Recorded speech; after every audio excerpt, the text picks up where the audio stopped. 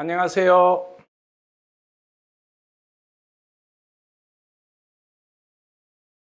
하이프라는 거는 고강도 집속 초음파라 해가지고 뱃속에 있는 종양을 태우는 그러한 시술인데, 원래는 암을 치료하기 위해서 만든 그러한 시술법이 되겠습니다.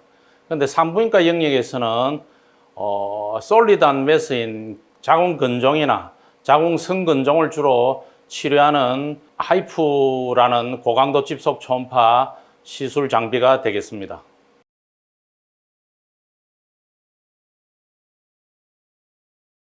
하이프는 처음에서는 그 신기술이라 해가지고 그 에너지를 조절하는데 상당히 어려운 점이 있었습니다.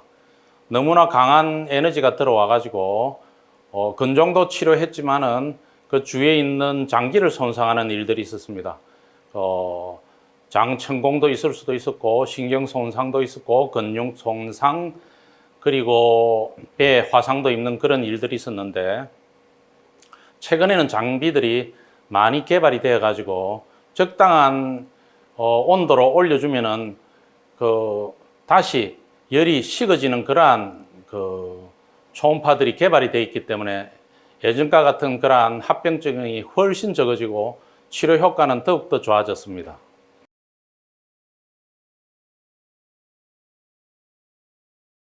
제가 그 대학에 있을 때는 한 20년간 대학에 있었는데, 자궁 자체는 분만이 끝난 여성들에게서는 40대, 50대의 경우에, 특히 폐경이 된 경우에서는 자궁 적출을 많이 권유했던 의사에 저도 속했었습니다. 그런데 실질적으로 대학에서 근무하고 나와서 실제로 보니까 그것이 아니고, 실제로 자궁을 많이 보존하려는 사람들이 많았었습니다. 그래서 이 병원 저 병원으로 다녔었고, 또 그런 것을 볼 때 나도 자궁을 보존해보자 하는 그런 방향으로 의술을 하게 되었습니다. 그런 중에 이 하이프라는 것을 초음파 가이드 하에 하이프라는 게 산부인과 영역에서 우리가 산부인과 의사들이 하게 되었습니다.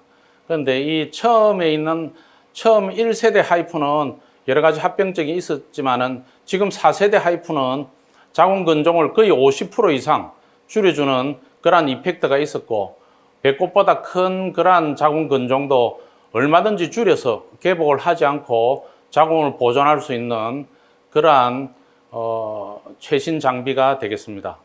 그래서 자궁을 되도록이면은 보존할 수 있는 그러한 기법이 되었고, 한 2, 3년 동안 거의 자궁을 적출하지 않고 계속 개복도 하지 않고 단일공 복강경으로 자궁을 보존하고 있는 그러한 의술을 베풀고 있습니다.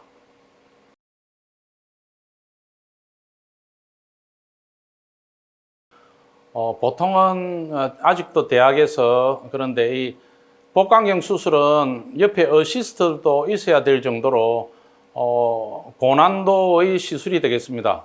개복을 하지 않고 배 속에 있는 종양을 드러내기 위해서는 의료기구들을 이용해야 되는데, 절제를 해 나가려면은 장이 덮여 있는 그런 상황이기 때문에 장을 밀어 제치고 그 시술을 해야 되는 그런 문제들이 있습니다.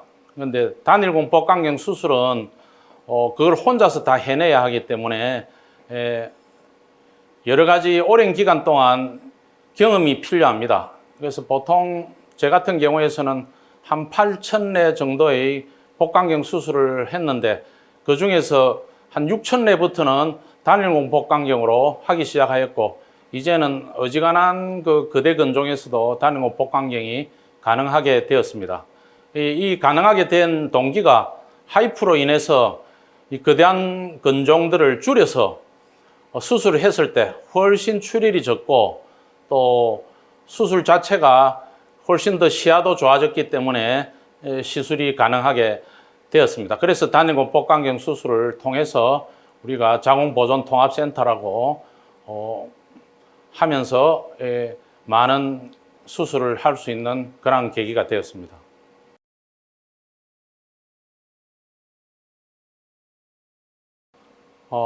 저는 강남 차병원에 95년도에 들어가서 수술을 배우게 되었고 95년도부터 수술을 하면서 부인과 수술을 많이 하게 되었는데 거기에서 자궁 적출술을 배웠고 또 국내에서 차병원이 먼저 우리나라에서 처음으로 라이브 수술도 하게 되었습니다.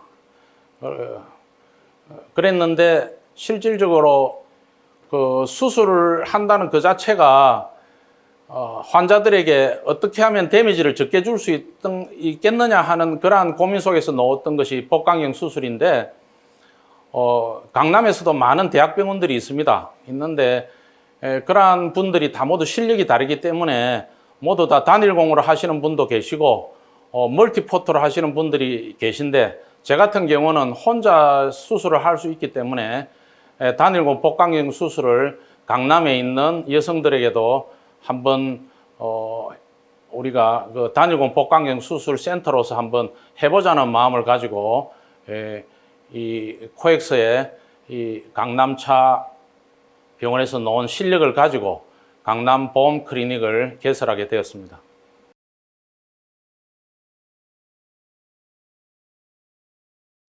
여성들은 자연분만을 하게 되면은 질이 많이 늘어납니다. 그리고 자궁을 지지하고 있는 방광을 지지하고 있는 인대들이 늘어남으로써 요실금이 많이 생깁니다.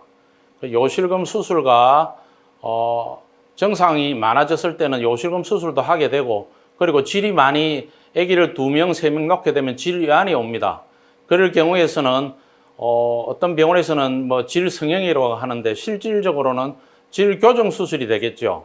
질교정 수술과 그 표현을 하게 되면 방광류, 직장류를 교정하는 수술이 되겠습니다.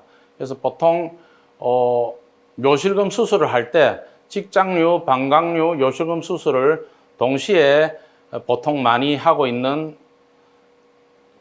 있습니다. 그리고 여러 가지 여성들이 그동안 말 못했던 뭐 소음순 수술이라든지 그리고 해엄 수술에 대한 여러 가지 기형적인 문제가 있을 때 산부인과 의사하고 의논을 해서 할 수 있는 그러한 병원이 되겠습니다.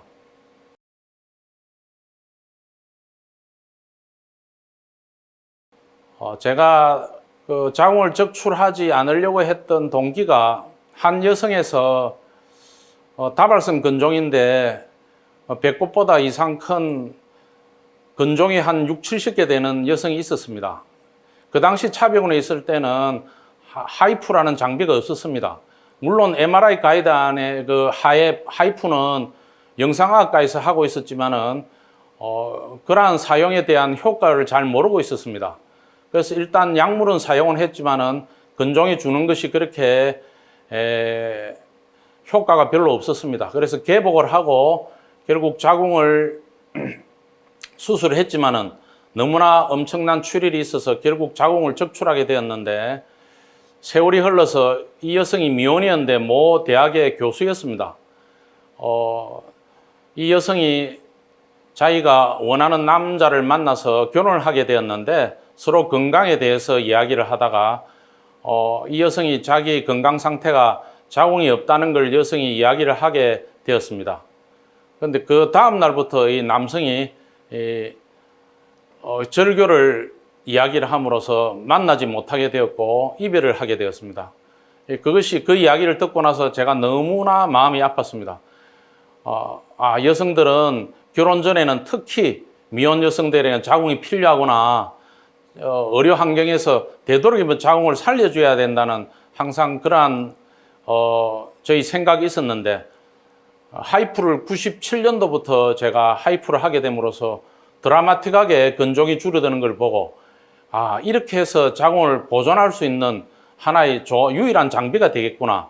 거기서 하이프에 대해서 상당히 매력을 느끼고 시술을 하게 되었으며 지금 케이스는 한 7, 800케이스의 하이프를 하고 있습니다. 하이프를 통해서 자궁을 보존할 수 있는 사람들은 얼마든지 보존을 하고 수술이 필요한 사람은 수술을 하고 있으며 되도록이면 개복을 하지 않고 개복을 한 케이스는 한 케이스 외에는 거의 수술도 단일공 복강경으로 다 해줬던 것입니다. 그래서 그러한 그 기억으로 말미암아 자궁보존통합센터를 제가 해야 되겠다. 의사로서 자궁을 보존하는 데 대한 그러한 추억이 있습니다.